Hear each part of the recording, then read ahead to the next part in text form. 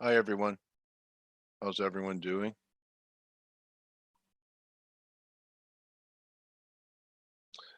Can you see my screen?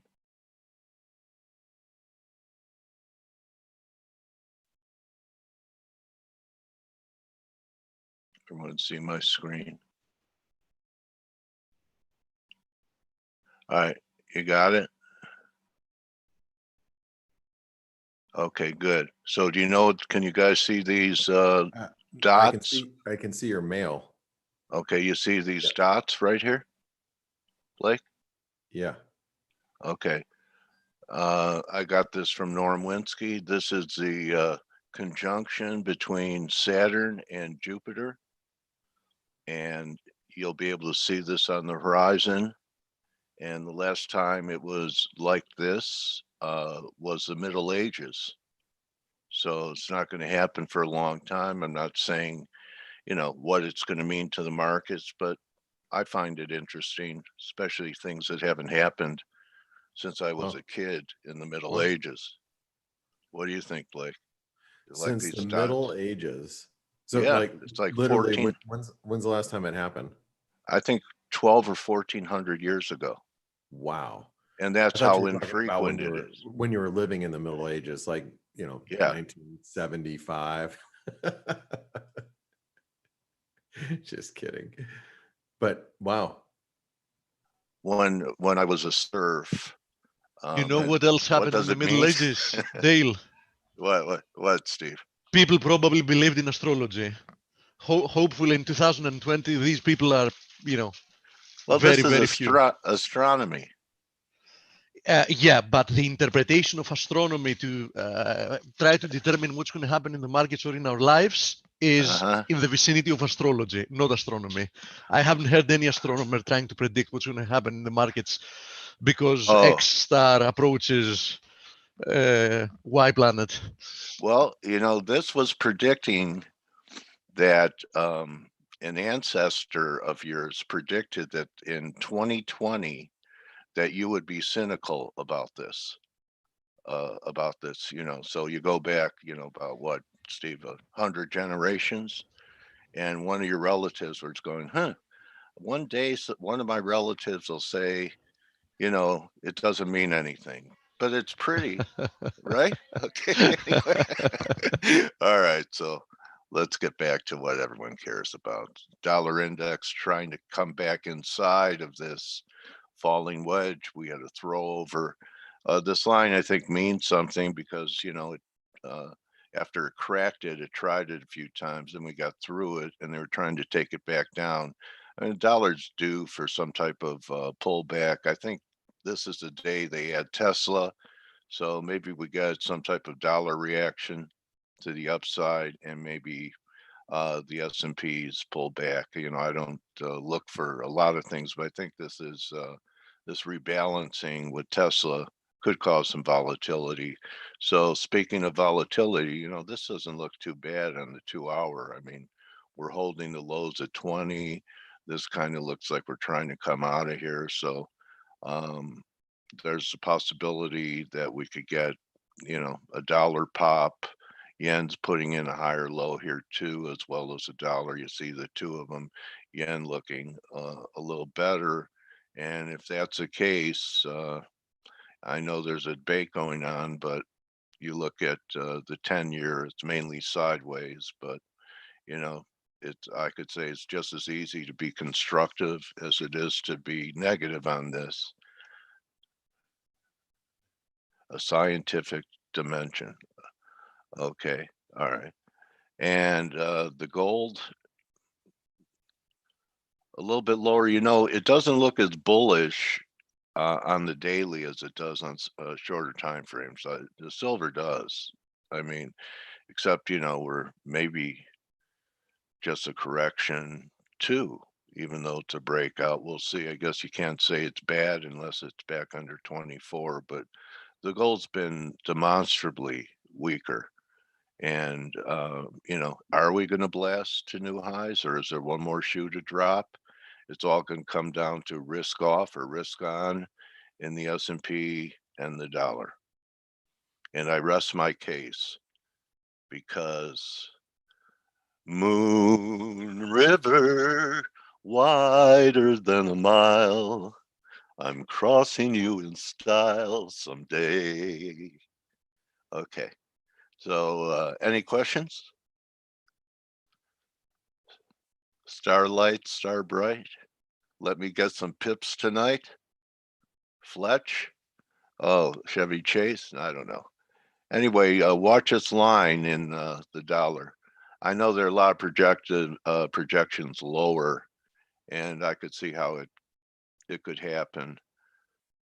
But yesterday, euro went to 22.60.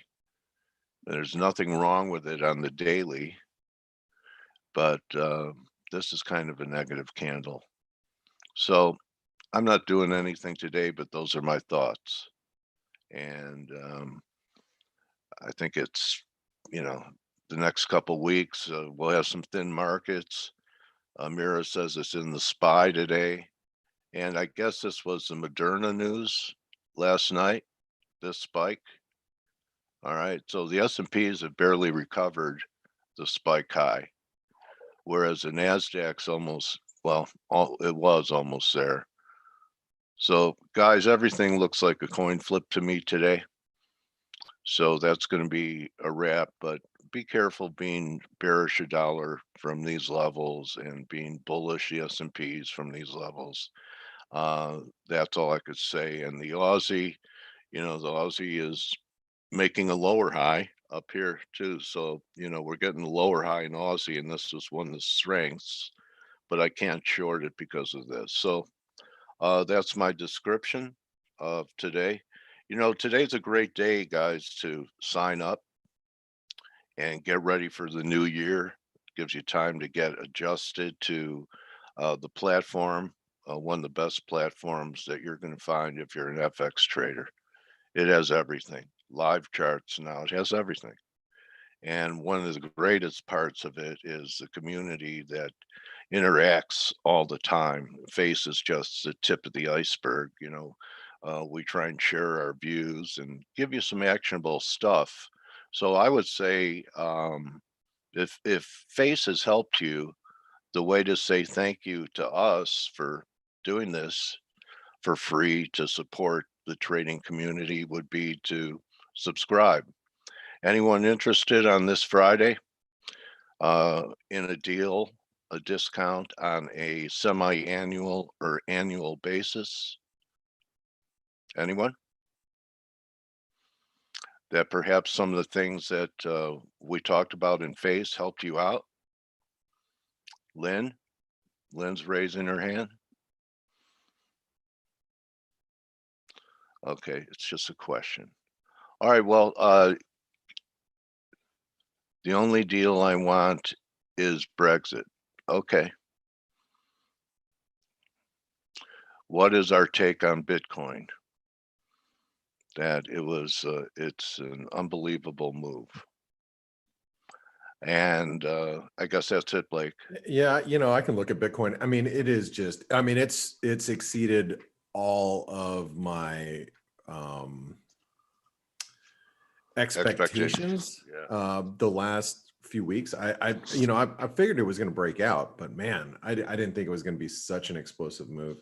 But before I go into Bitcoin, and then I'm going to go into all the majors as I normally do, I want to reiterate what Dale said. This is a great time to be part of our community, at least try it out, because as you know, right at the January 1st, or January, I think we're going to do January 1st or 3rd. I can't remember exactly what day. Well, I think we're doing it right on the 1st or the 31st, the night of 31st, basically over the weekend. Yeah. And we'll run a special promo. Yeah. For like a week where you can get a substantial discount, some of our best prices of the year. So this is the time that you want to try Forex Analytics. So if you try it, it's just $1, and then you get the full version, the premium version when you're trying it. And then even if you decide to go with the light event, afterwards, it's fine. But at least you get to try the full version and then, get the discount at the beginning of the year. So like Dale said, right now is the perfect time to try it. And I'm not saying that. I'm not just saying that. It really is, because if you think about the timing aspect of it, it works out because when we do run the specials, you can't take a trial of Forex Analytics, right? Right. Okay. So let's, we got a question about Bitcoin, right? And I will say that Bitcoin, I mean, we're flagging now. This is a pennant.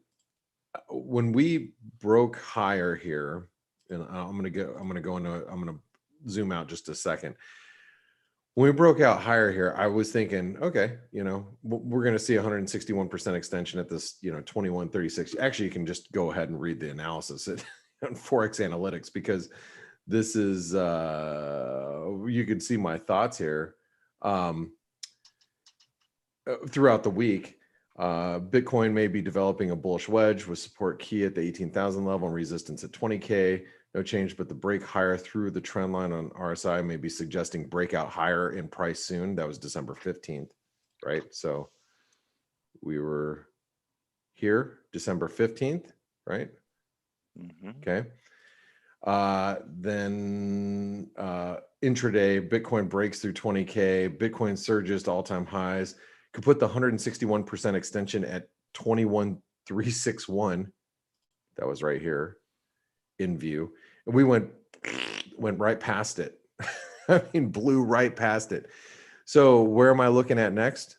The 127% extension of the entire move, which comes in at 24,338. That's the next stop. And it's not letting up. So while we're above 20K, you got to imagine that we're heading here. Does the risk reward, is it great at these levels? No. But if you're putting it away, this is what I told you guys 2 years ago. I'm like, if you're going to buy Bitcoin and you just want to put it away, just put it away and sock it away and just not look at it anymore. And if you're like, well, I think Bitcoin's eventually going a lot higher, then, technically it's a very bullish breakout right now. And even if, and let's just talk about this for a second, even if it drops back below 20,000 in the next couple months, let's say the air comes out of this, for whatever reason, we slip back to 15,000. We've done new highs. So it is bullish, right? It's not bearish. It is bullish. So just keep that in mind. It is a very bullish move that's happening right now in Bitcoin, technically longer term. I don't think I need to go into it any further than that, but Dale, does that make sense?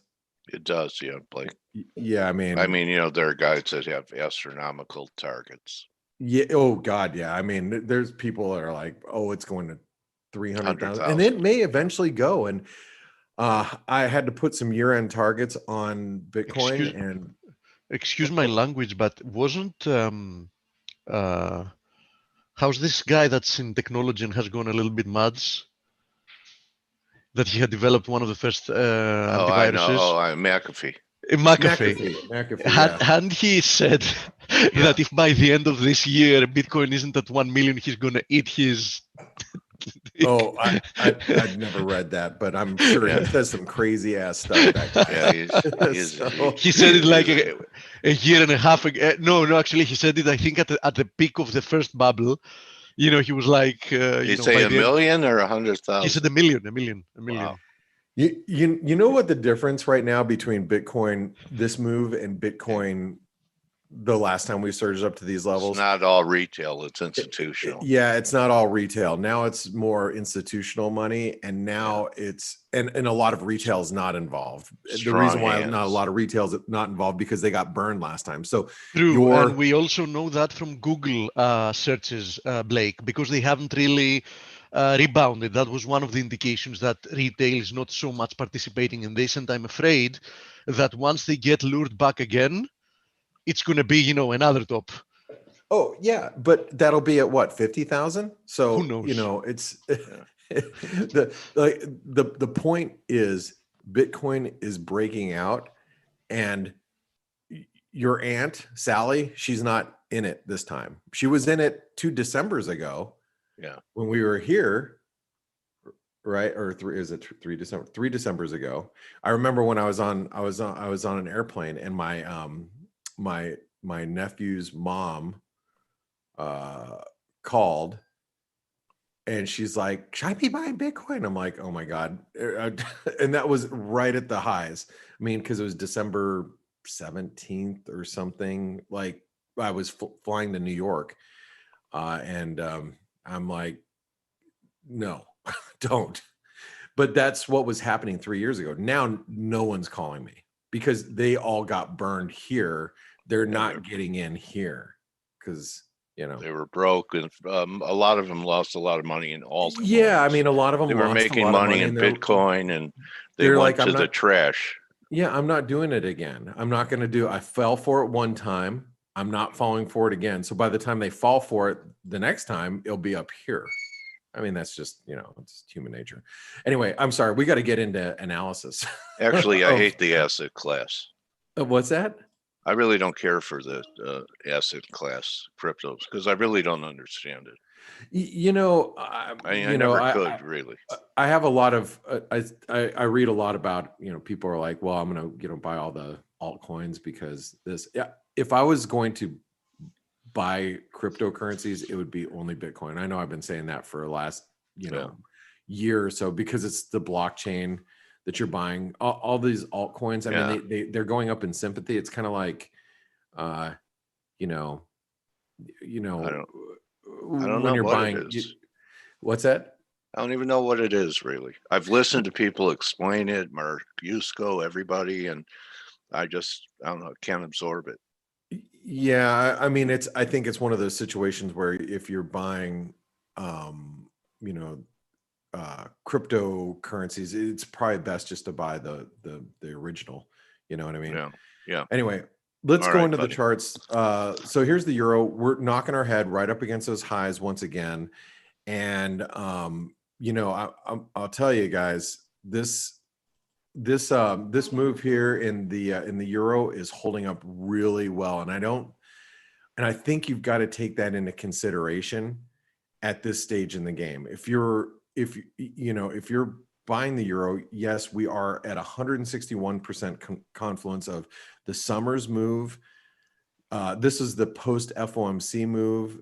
There's a big confluence here. Can we go higher? Yeah, but if you wonder why it's struggling at these prices, that's why. I mean, it's a big confluence of resistance. So I guess I need to write the next level higher of the euro, but I'm going to mark up 122.75 just because that's key today. After that, the next level of resistance would be 123.60. I mean, that's next, 23.60. Okay. Hold on really fast. Sorry, guys. I just shorted some euro sterling, so just give me a second. I'm just putting my stops at break even.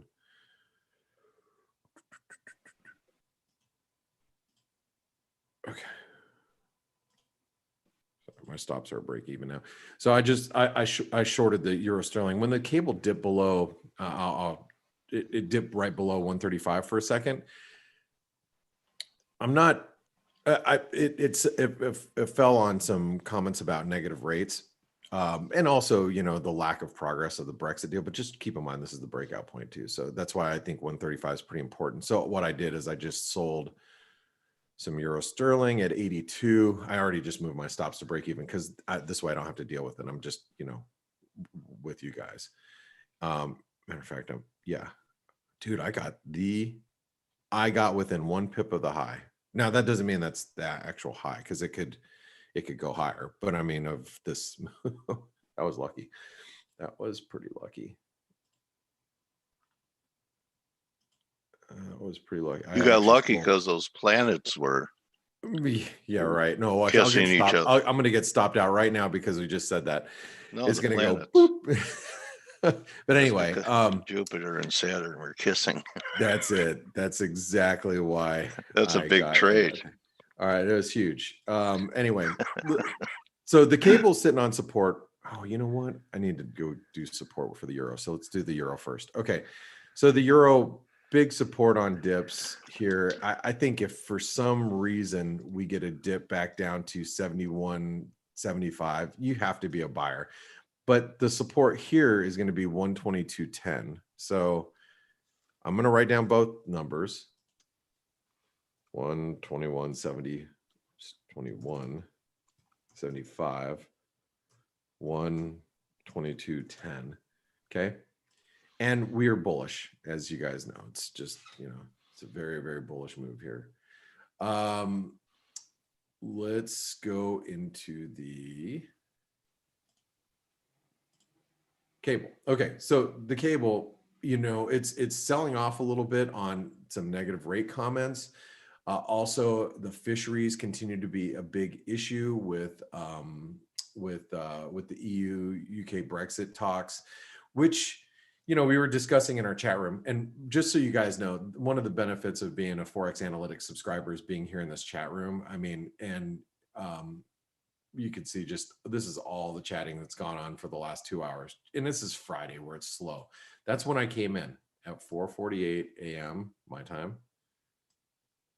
And you can just, it's a very active chat room, even on a Friday. So the reason why I point that out is because we were talking in the chat room about, and Amanda is such a great resource there. She's never been on this webinar because she won't, but she's great to have in our chat room.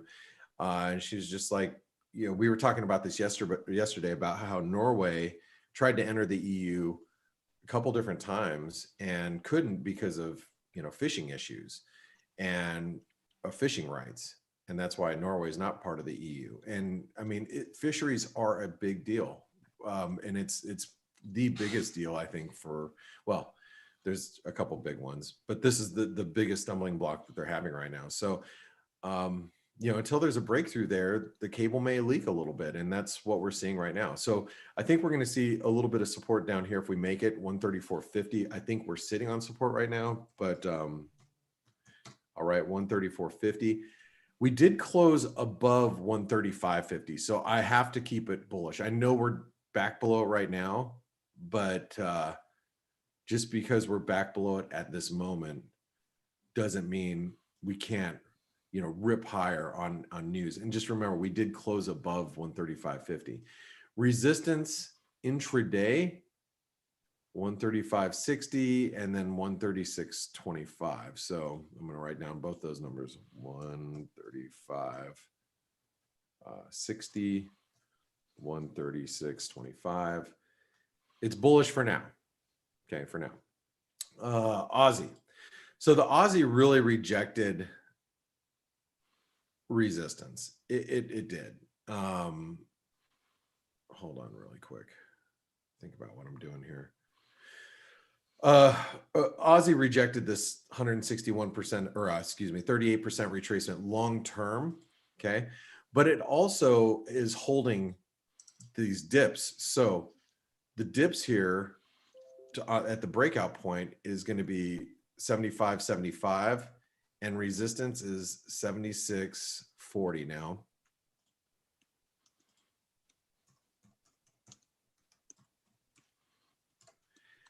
And that's key resistance. That's why I put an asterisk there. Really critical because it's a long-term 38% retracement. Long-term, when I say long-term, guys, I'm talking the entire move. Like when it was trading above par at 110 all the way to 55 cents, this is the 38% retracement. It is big time resistance. Big time. All right. Kiwi is also at the 50% retracement. You can see that's a big, huge retracement, but Kiwi's holding where it needs to hold. It's holding dips to 71 cents. Resistance right now is 71.70, right? So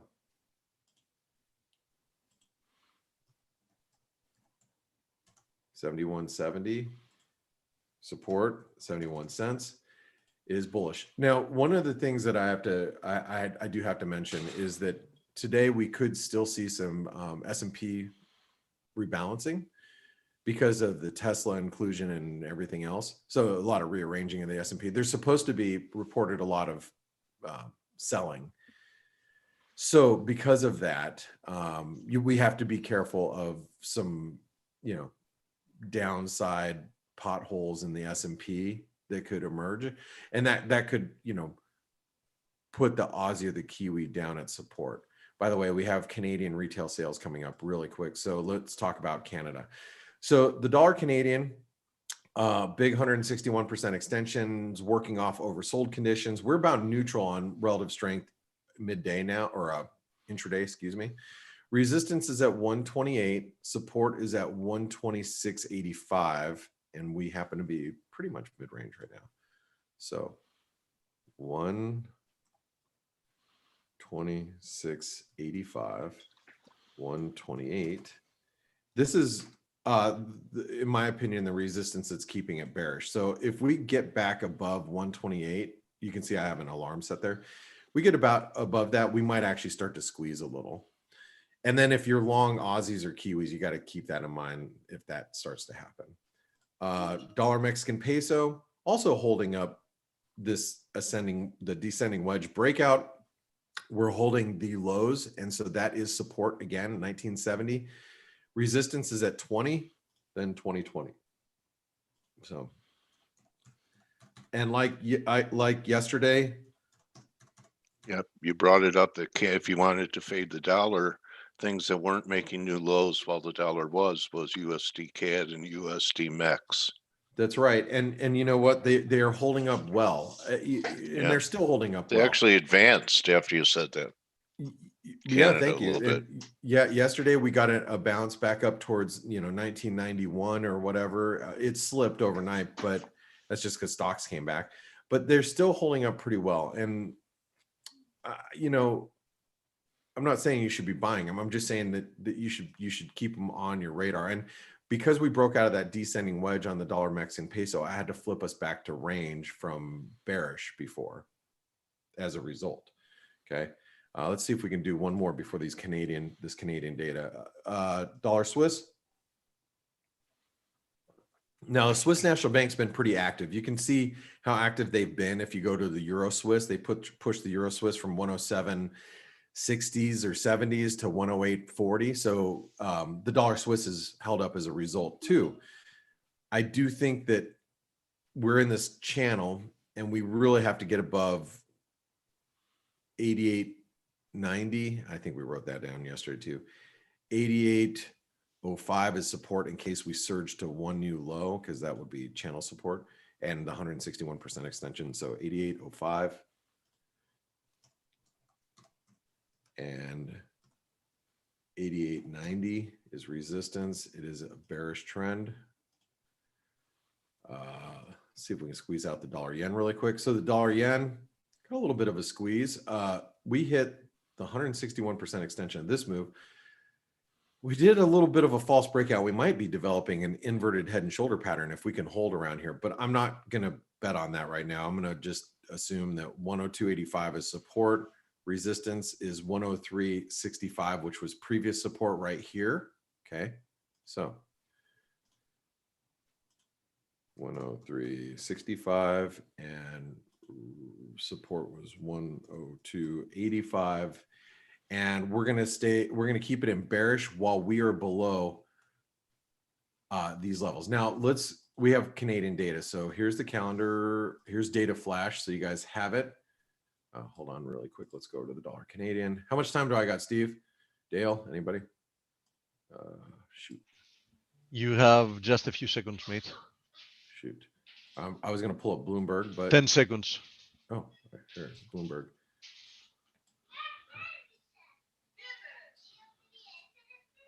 There you Canadian go. retail sales right here. Okay, so they came out just a little bit slower than Bloomberg, but within a millisecond. So that's pretty good for data flash. Comes with Forex analytics. Bloomberg costs you $2,800 a month. So just, whatever. You guys can do the math there. So that's data flash. I'm going to go ahead and get rid of that. That comes with Forex analytics right there. So the dollar Canadian's moving higher after that data.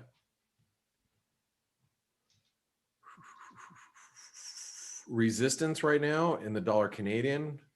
Remember, it's going to be 128, but we have channel resistance here at 127.85. So just keep that in mind if you're long, because you just want to be a little bit more careful with those as we. Oh, good. The Canadian yen's moving lower, which, by the way, that is a pattern in play right now from yesterday. We have a head and shoulder pattern in case you missed it. So dollar index, we're going to continue on so I could pass this over to Steve and Dale. Stelios is out picking his nose today. He's not here. So I don't know what he's doing. He's just like, I can't be there today. So he didn't give specifics, so probably some out of marriage relationship or whatever. I'm kidding, That's of course. Funny. No, I would assume it's lockdown, kids at home related. That's if I had to guess, right? Probably slicing his wrists at a bench in the. I'm so kidding. he was having, just so you guys know, he was having issues with internet connectivity, and then he's got his with his routers, and then he's got his daughters are at home because you guys are all in lockdown in Greece, and so poor guys, he might be pulling his hair out. Oh, never mind, he's bald. Never mind, he's not pulling his hair out. That he's not doing, I can guarantee. That he's not doing. All right, so let's talk about the dollar index. Sorry, I digress. Okay, so here's the 161% extension that we've been hovering around. This is the summer consolidation, but more importantly, where the dollar index is at, this is the COVID move, right? This is the COVID move. That's the COVID spike up. That's the 161% extension of the entire COVID move. Comes in at 89.50. So if the dollar index gets down to 89.50, you just need to, if I was short the dollar, like outright short the dollar, I'd be like, yeah, that's, did I say 89.50 or is it 88.50? I'm sorry. Oh, it is 89.50. I would be a little careful there just because I'm not bullish the dollar, but I think that the risks of a bounce, especially being as oversold as we are at these key fib levels, the risk is the dollar might bounce back towards 91 again before it resumes its downtrend. So anyway, just some food for thought. Intraday resistance is going to be right here at 90.11. That's the previous support. We might just be flagging for all we can tell. We just might be developing like a flag pattern like this. And we just might be bouncing back till we get to 90.10 and then, then roll over again. So it's bear. And by the way, if you guys are, for, whatever reason you're new listening in today for the first time, we do the bias chart every day. It's important. So you have, you know where the trends are and you know what the key levels are. Just because the euro says it's bullish doesn't mean you can't short it. It just means that if you do short the euro, you're going counter trend. So, take smaller positions. Don't overexpose yourself. And if you're like, oh, well, the euro is bullish, we dip down into support at like 91 or 121.75, and you go, wow, we're in a bullish trend. We're back at support. Maybe that's the right time to be long, right? So the bias charts will help you in that sense. We do this every day because the levels change and the markets are constantly changing. So are trends. Although the dollar index trend is obviously pretty bearish. So we talked about the US dollar Norwegian krona yesterday. We talked about this channel. We held the channel support. I think yesterday, if I'm not mistaken, we wrote down, let me guess, 55? 855. We did. And guess where we hit yesterday? This is when we were trading over here at 860. We hit 855. Chris, remember, if you remember yesterday's conversation, I said it's in between fib levels. I don't have a good idea of, any level. So I think it's going to be channel support that holds it. That held it. We hit channel support and bounced. So 855 is support. Resistance, well, 865, but and then 869. But that's it. 855. It's bearish. 865, because that is the breakdown point below these lows. Now remember that that's the breakdown point right here. The double top is completed and we're very oversold. So the risks are mounting that we get a bounce. They are, as we talked about yesterday. That doesn't mean you should be going long. I'm just saying, if you just have to start being really careful about being short the dollar at these levels. I do think that the dollar is going to end up leaking throughout, the end of the year, from like Christmas through New Year's. It's just going to be like kind of a nonstop dollar leakage. But the question is, do currencies like the US dollar, Norwegian krona, do we get back towards 875 before we do that leakage? And that's what I think the risk is right now, is that we see a little bit of dollar strength before next week. Let's go to gold and the S&P. And then although as the days pass and we get closer to the holidays, I'm not sure, Blake, that there's going to be anybody in the market to actually do that. You know what I mean? To do what? To bounce the dollar, or to? Yeah, I mean to try to change even temporarily, the short-term trend. Yeah, if anything, it's just because you're going to get some people reducing positions, and I think what could be the case is maybe some over the weekend Brexit news that doesn't look so hot. Yeah, that's the only thing that's left to actually move things. I mean, yeah, some type of an upset. We have a U.S. government shutdown and no stimulus, which everybody's everybody's priced in that. Or we get to buy the rumor, sell the news on stimulus too, because everybody knows the stimulus package is here. It's coming. Well, anyway, let me finish with the S&P real quick, and then gold, and then we'll talk. So here's the S&P. Now, just know where we're at.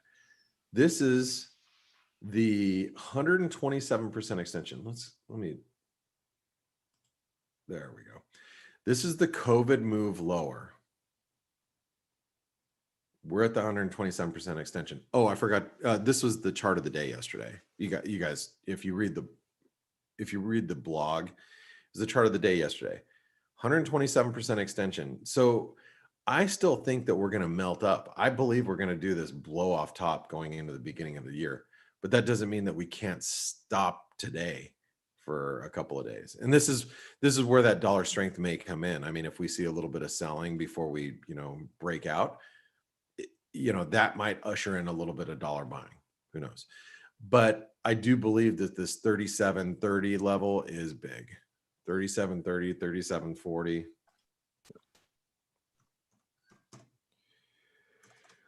But it is bullish. I wouldn't stand in the way. But like I said, there might be some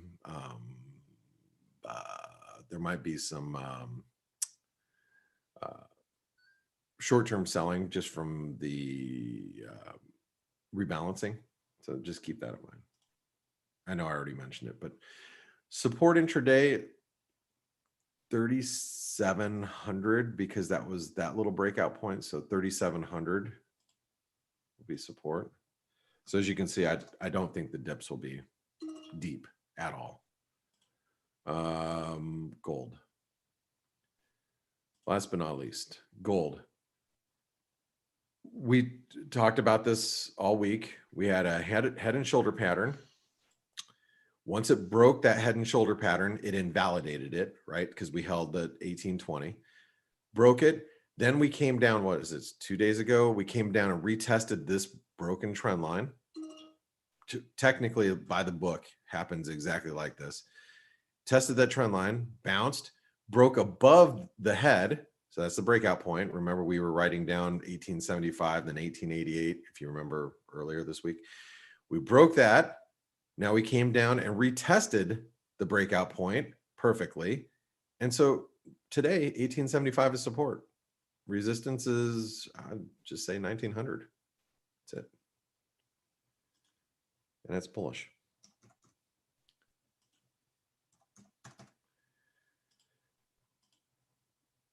And if for some reason we drop below 1875, I think we need to recognize that this is really more key support. So in the event gold turns for whatever reason, that is more, that's really key support, 1850.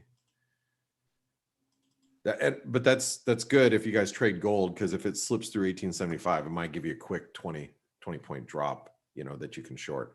Anyway, that's it. That's your bias chart. Now let me go ahead and take a picture since Stelios is not here.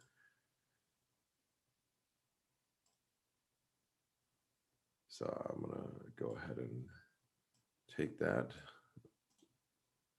Give me 1 second, guys. I just need to save it. Okay. So Steve, how you doing this morning? Good, mate. How have you been? You know, getting ready for the holidays. And just so you guys know, I'm gonna tell you guys some personal stuff. This year, my wife's business has been pretty busy because she has a gifting company, a local gifting company, and she curates like gifts from local makers here in our area. Her business has actually gotten busier this year because of you know, a lot of people aren't out shopping and people want to support local. So you know, it's increased her traffic for the last few months. And the reason why I'm telling you this is because over the last week and a half, especially if you've been in the chat rooms, you might have noticed I might have disappeared for an hour or two because I'm helping between my wife and her staff. I've actually ran around a lot the last couple weeks, helping her pick up some product because she's like, we ran out of this and I've got no one else to go grab this. Could you go get it? And the couriers are too busy, you know, delivering stuff because it's the holidays. So it's been quite nuts. And I guess the reason why I'm telling you this is because I don't even know why I'm telling you this, Steve. I was telling you this for a reason. But anyway, the reason being that that if you guys have noticed, I sometimes I'll disappear. It's like I might have to leave for like 30 minutes because I like you know, I have to go run an errand for my wife's business. But that's part of the holidays. I think what we were saying is I was asking you is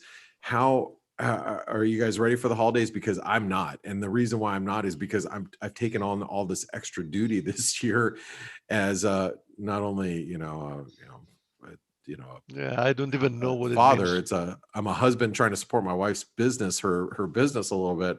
It's been crazy. So are you ready for the holidays? I don't even know what it means being ready for the holidays this year. You know what I mean? You're like, well, you know, the Christmas tree went up. So there you go. Yeah, exactly. I mean, other than that, you know, during this COVID year and, you know, with circumstances being what they are, you know, I really have no idea what it means. I mean, what else? Yeah. Steve is working always anyhow.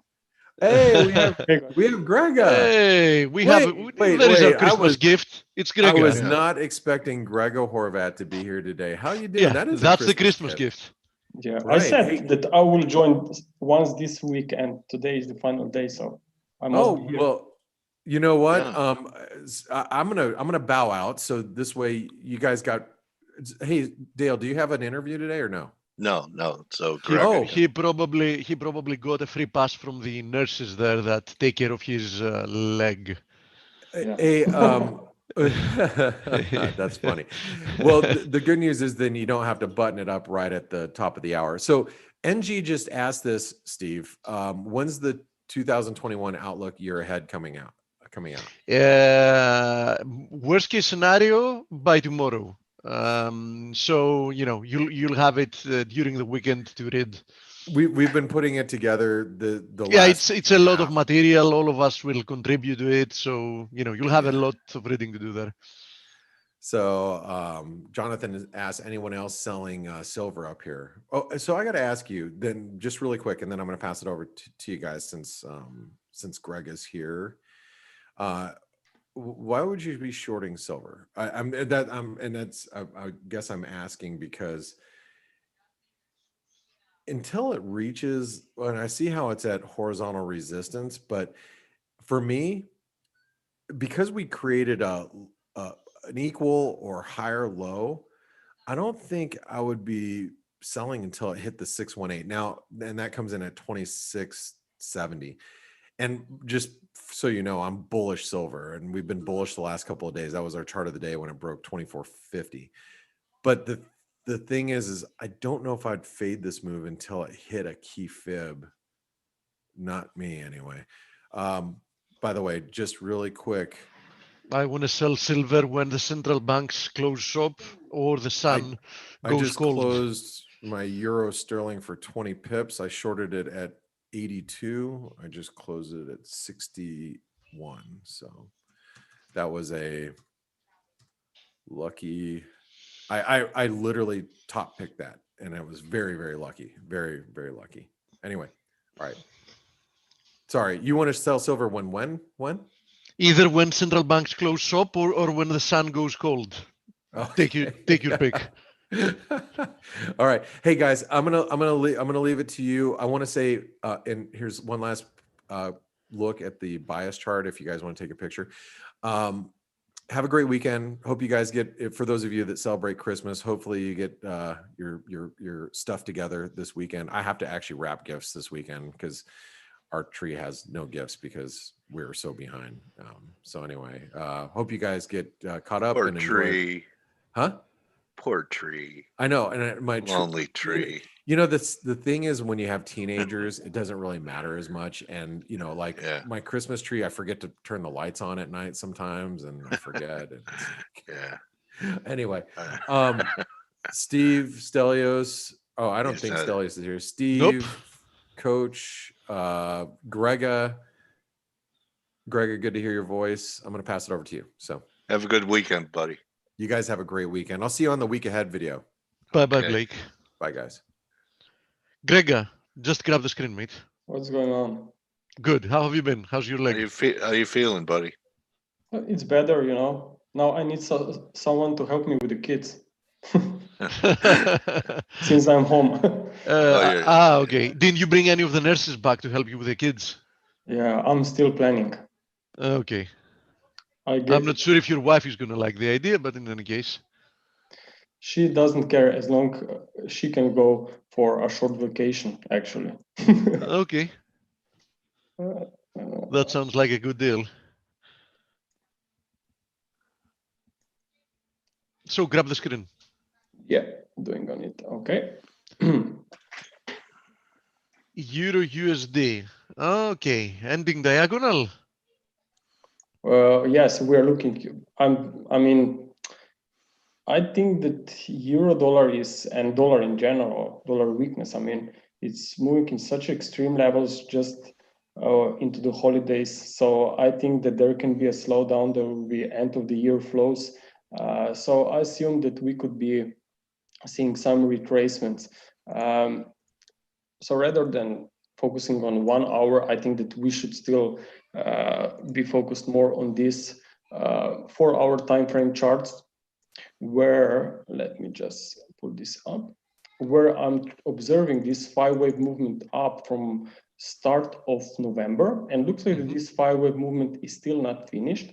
And actually we could be headed towards the upper side of this current channel that I'm tracking. So if we go to the 4-hour chart here, and you can see that I'm looking and observing the price action from 1.16 level. So this structure should be made by 5 waves. And if you count it, you can see wave 1, you have a wave 2, very nice. An extended wave 3. 5 waves up, yes, in wave 3. So watch out this trendline support of this middle channel, in this middle wave 3. If this one is broken, then I think we are stepping into wave 4 retracement. And in such case, watch out for 1.2060 back to 1.2 level as to be the next potential support. Also, keep in mind that 1.2 level is also the previous peak high here. Yes. Yeah. So I think it could. Gregor, we lost you. Yeah.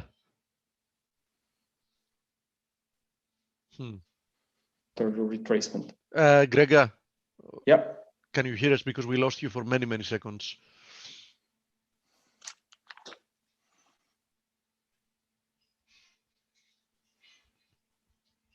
We've lost you again.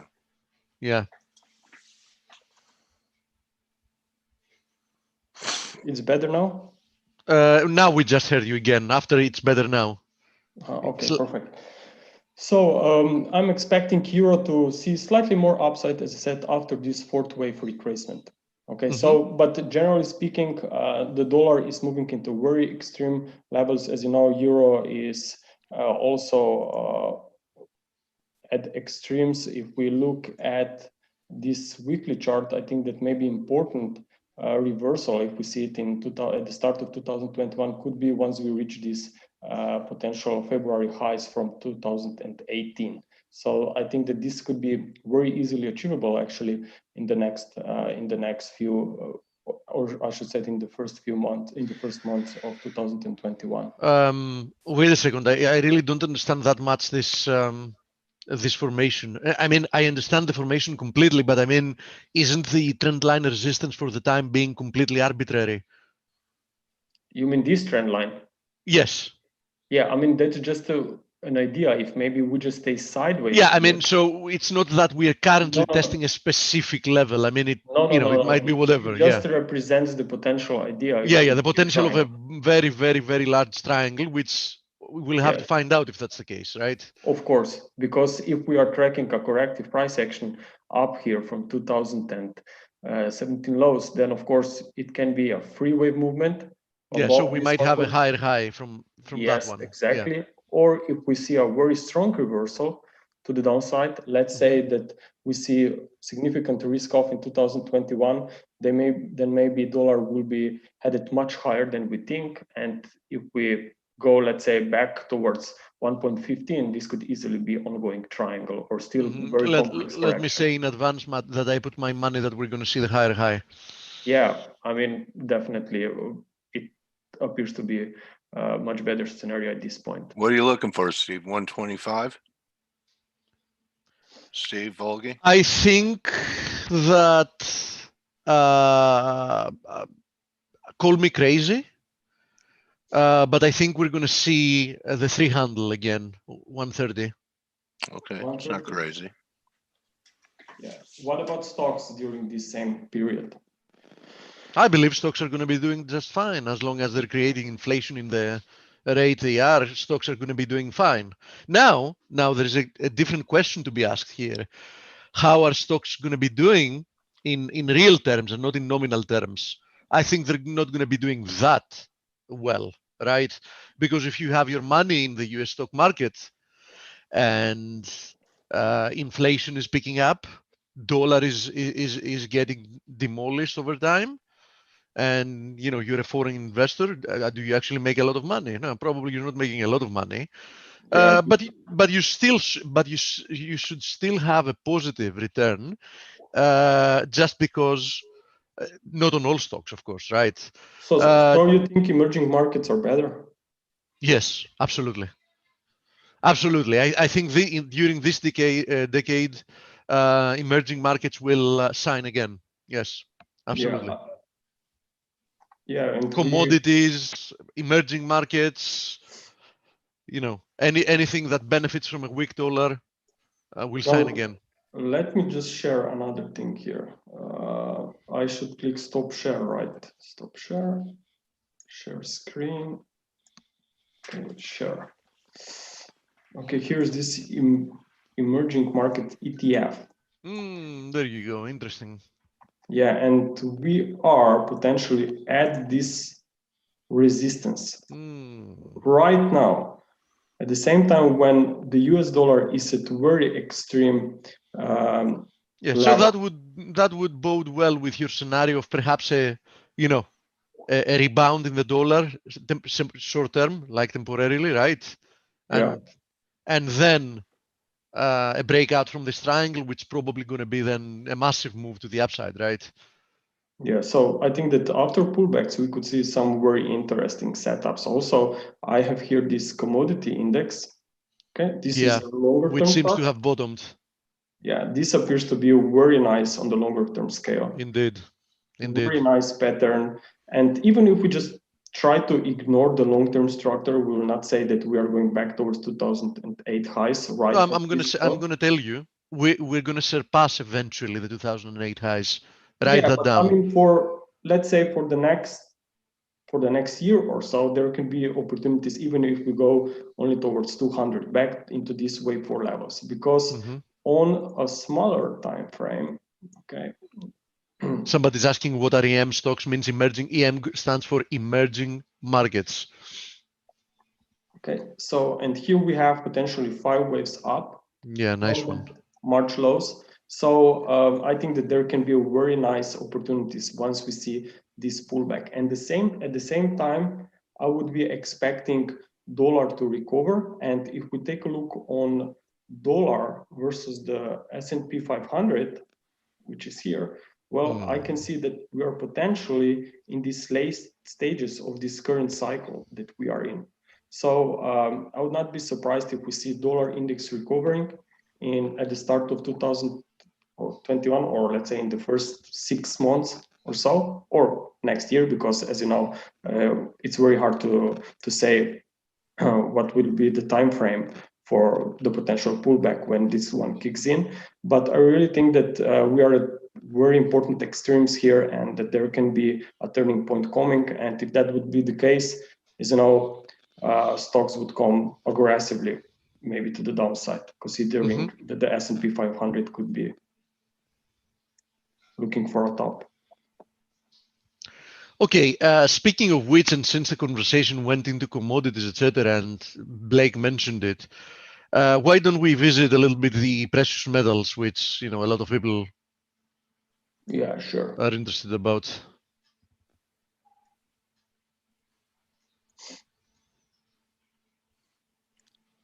Good interview, Steve.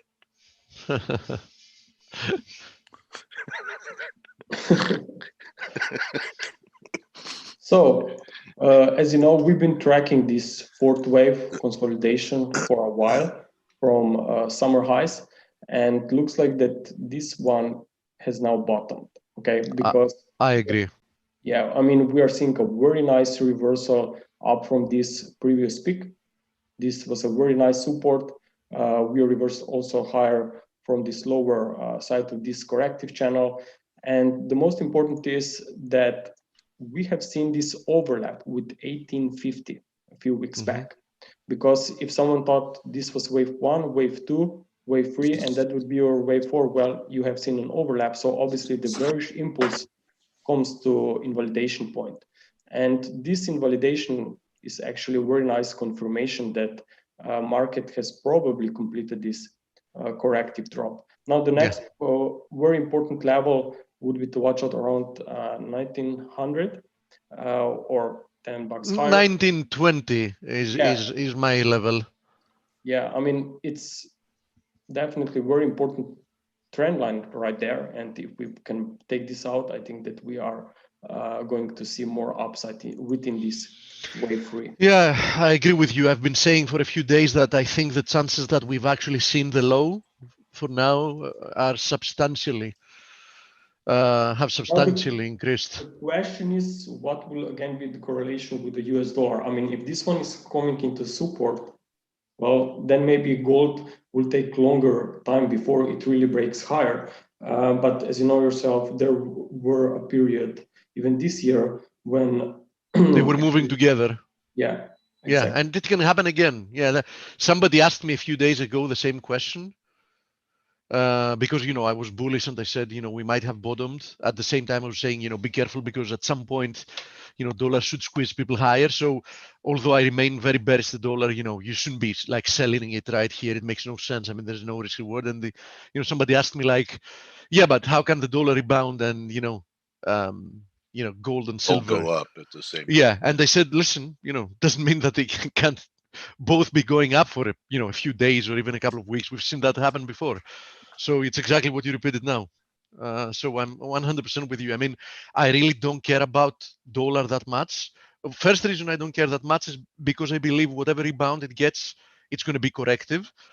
Second of all, for the reason you just mentioned, because I do think that gold and dollar can be moving together higher, not for a very long period of time, but I don't think the dollar is going to rebound for a long period of time. Yeah, I mean, if there would be a perfect correlation, then we would already see gold trading at the highs. Yeah, exactly. Because the dollar is at multi-year lows. Exactly. So it's very hard to look at tick by tick. And that's why I think that the short term, it doesn't really make any I agree. difference. Yeah. So I'm assuming same deal here with silver. And in all actuality, silver seems to have already made the move higher, right? You mean this breakout? Yeah, I mean that breakout, exactly. It's very nice jump here in the last few days. I was looking here to be this triangle to complete this complex correction. Firstly, thought that wave E will be a little bit deeper. Okay, but now it looks like that it's a very small. But you know what it is. A strong market very frequently doesn't have, dip. Yeah, dips. But from Elliott wave perspective, it was a very tricky structure for some because this drop here didn't take us below the September levels. So it was very hard to say that silver has bottomed, but I've been looking at gold at the same time. So gold has seen a move into a new extreme, but because gold moved impulsively higher, so I thought myself, okay, gold is weaker, but it has made an impulsive rise. It means if weaker metal is now showing us evidences of a reversal, then definitely silver is going to be even more stronger and probably has bottomed as well. I agree. And I think that people will just have to chase silver higher. Like for short-term traders, definitely not an easy levels, especially not during this period of holidays. It's not an easy level maybe to enter on the short-term basis, but looking, let's say, to position yourself for the next 6 months or so, I mean, either it doesn't really make sense, any difference, either if we go up from here or after retracement down towards 61.8% for a more complex correction. It's the same thing. I think that sooner or later, this silver will be higher. So it's just your plan, how you will approach this current structure. Can I ask you something else? Do you think that crude oil might be building in an ending diagonal here? On intraday? No. Daily chart. Daily chart. You mean that this, where you see ending diagonal? Yeah. There. I can see it on your chart. You mean if we see a pullback here? And no. Zoom in closer to the many last days of price action. Yeah, there you. Yeah. There it is. There it is. Yeah. Yeah. Well, if we go to details, then this current extension lower should definitely put in a top in, if not today, on Monday or Tuesday. So what do you think about it from an Elliott wave perspective? I mean, do you think? I'm looking here at the 4-hour chart, okay, and looking also I was looking for a very similar pattern here. So it could be an ending diagonal if we'll see a top in the near future, and this could be then a wave 5 to complete this current wave 3. So definitely around, let's say even towards $49-50 per barrel, it's definitely a very important psychological level where I would be expecting at least a retracement back into this fourth wave. And then possibly even higher with the same structure like we were looking on the euro dollar, they're also expecting a pullback and then another jump after a fourth wave. What about commodity currencies like Aussie, Kiwi, CAD? Very similar, actually, very similar. I mean, Aussie dollar is making a very nice impulse higher here. Again, it could be making some small extension here within a fifth wave to complete wave 3 in the near future. So be aware of this wave 4. But I think that there can be a very nice opportunity after this setback. I mean, I'm looking at this Hang Seng index. It looks like that there is an ongoing consolidation. So expecting more upside here. I think that this could support the Aussie, but much better entries would be after retracement. Yeah, I mean Hang Seng especially, this looks totally corrective as a pattern for the time being. Yeah, I mean I really love this structure. Yeah. What else? What about CAD? Yeah. CAD also. I mean we are here in a fifth wave of decline, but still looks like the short-term patterns are incomplete. Still ongoing weakness for a wave 5 here that could reach lower trendline supports. And looking at the intraday structure, we are looking for another drop here into wave 3, possibly in the next 3 trading days. We could see a broken triangle here that I'm tracking for a wave 4, but then pullback and even more weakness. So and even lower than bearish structure is moving into some extremes, but not over yet, it seems. What's the bigger structure here in USD CAD? I mean the long-term view, like the weekly. I mean, we could be here in a flat formation or maybe a very big triangle, but still, I think that there is, even if there is a flat formation, you should realize that we can be headed back towards 2017. Why don't you pull the same weekly chart in for the NOK next to it? Because I have a reason I'm asking for it. I'll tell you what the reason is. The weekly, though. Oil. Now, do you see what my point is about to be? Yes, the bot can go towards. No, my point is, looking at the NOK, I think we've seen a generational high. I don't really think they can diverge that much. Yeah, okay, that's for once we see a potential bottom, yes. But even if, let's assume that we are here in a triangle, okay? Here you will see a bounce for a wave B and then more weakness for a wave C, okay? No, my point is that I'm very skeptical if USD CAD is actually going to go higher. I mean, produce a higher high, because I think USD NOK is never going to produce a higher high. Yeah, I mean, shall I show the wave count?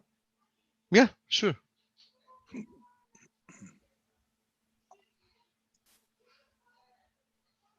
I'm not saying that we will see maybe a new high here, but the structure still, for now, is still valid.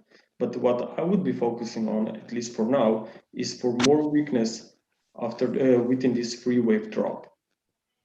So, and let's see then if we maybe see some kind of a bottom down there around 8 level or no. So I think that for now, it's definitely better to stay on the bearish track.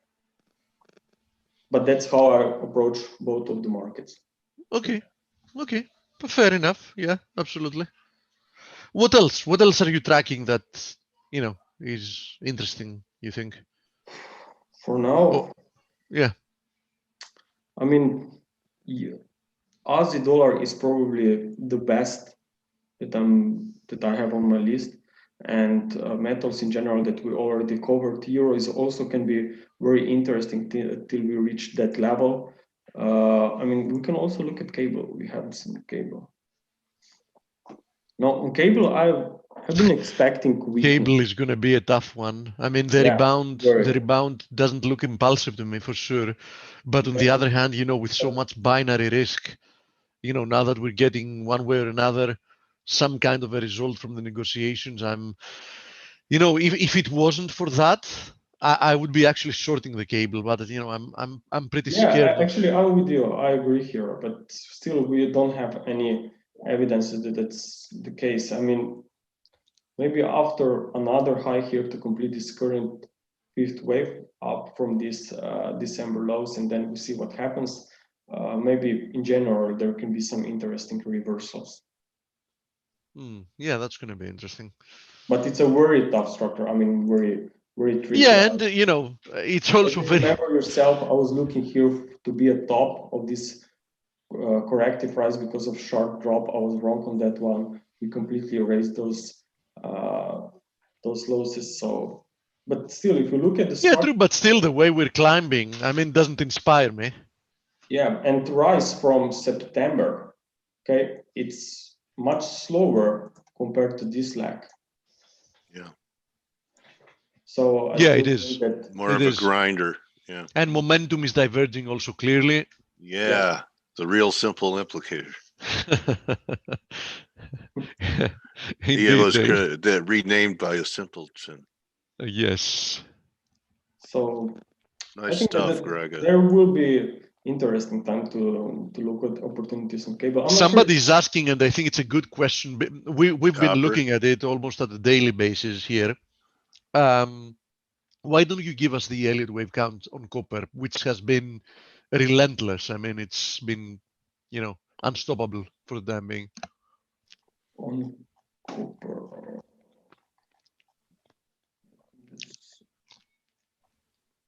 I have it here. I'm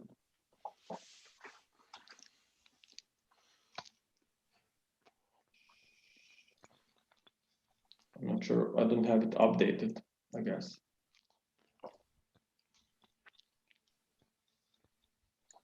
Okay. Massive, eh? Yeah, I mean, definitely an impulse here. Yeah.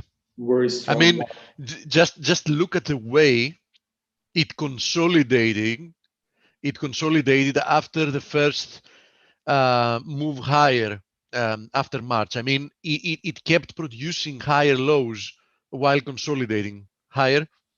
Yeah. There. Yeah, I see your point. So it means that market is in a very strong upturn. Very, very strong. Yeah. Bears cannot take no slow out. And the whole structure here, looking back from 2006, is definitely looking very corrective. In fact, this could be B, C, D. 1, 2, yeah. Oh, yeah. So like a big triangle, huh? So watch out pullbacks. And this one goes actually nicely with that commodity index that we checked. Yeah. That's exactly the level I've said that I would be interested in buying, 330, a retest of 330. Yeah. I mean, first half of 2021 could be causing this very nice retracement, not only here, but across different markets. Yeah, obviously buying copper after this massive move where it is at the moment, it's crazy, right? I mean, from a risk reward perspective, it's like stupid. But buying pullbacks after seeing this type of a move higher, I think it's the way to go. Yeah, I agree. Okay, so we get a look into early next year, some type of bear market rally in the dollar, continuation move in the metals, and some type of pullback in the S&Ps with a little bit of risk off while the dollar's going up, and be bullish commodities for the whole year, or at least the first half. Buying breaks is embryonic. So am I reading your analysis? Yeah, you just absolutely. In essence, Dale just highlighted everything what we call in essence, Dale, the theme we've seen the past few months, I think is going to continue, and in my opinion, is going to continue for more than 2021. But as always, there will be counter trend moves. Yeah. And looking at how everything has been moving rather extremely, I think we might be getting closer to the, first like type of a pullback. That's why, it's not advisable to be, trying to join this trend now. But I don't think people should confuse, Corrections. any reversals as, the beginning of something different, but rather as, short-term pullbacks that will produce opportunities to join. Yeah, all the grains, Greg, look real good. Wheat broke out. Yeah, Beans have been the leader. I just noticed this pattern now, and what I really love about it that we have seen a pullback, and what I see, it's a free wave retracement here. Let me make it very, very simple. Whatever central banks can't print is going higher. Yeah. So real can't print grains. Exactly. Can't print copper, can't print gold, can't print silver, so on and so forth. Can't print uranium, can't print gas, crude, you name it. Yeah. This one looks very nice, actually. Chinese have been stockpiling wheat for a long time, and you go back and see where they're not stupid. Yeah. If one thing they're not, it's they're not stupid, and Chinese, they have a long-term plan. Look at feeder cattle. I mean, yeah, that appears to be. You can see the blue lines. It looks like that I made these analysis a few months back. Yeah. Yeah, agricultural commodities all look pretty good. Yes. So buy whatever can't be printed. All right. That should be the headline on your 2021 look ahead. Yes, buy whatever can't be printed. If the Fed can't print it, buy it. Yes. Yeah, I like that. All right. Yes, but traders, not traders, but this is more for investors, to make the right approach, because trading still, I mean, this can take time before this move will make a progress if we see retracement. So it's really important to have the right approach towards these structures. Yeah, I think since the past few months, trading and direction have been very easy. It's the first time in a few years that I feel that things are moving logically, and how they should. There is one problem though, as you both mentioned. Only if you have a medium to long-term time horizon, right? Because that doesn't do you any good if you're trading, for a couple of days at each time, right? Exactly. Yeah. If we're moving back into this commodity bull market, there used to be something that was a yearly phenomenon called the February break, where when you had bull markets going in commodities, Feb, a lot of major highs in gold have been made in late January, February, and also you can get maybe that's when we get the dollar rebound, commodities pull back for long-term entries. Grega? Yeah.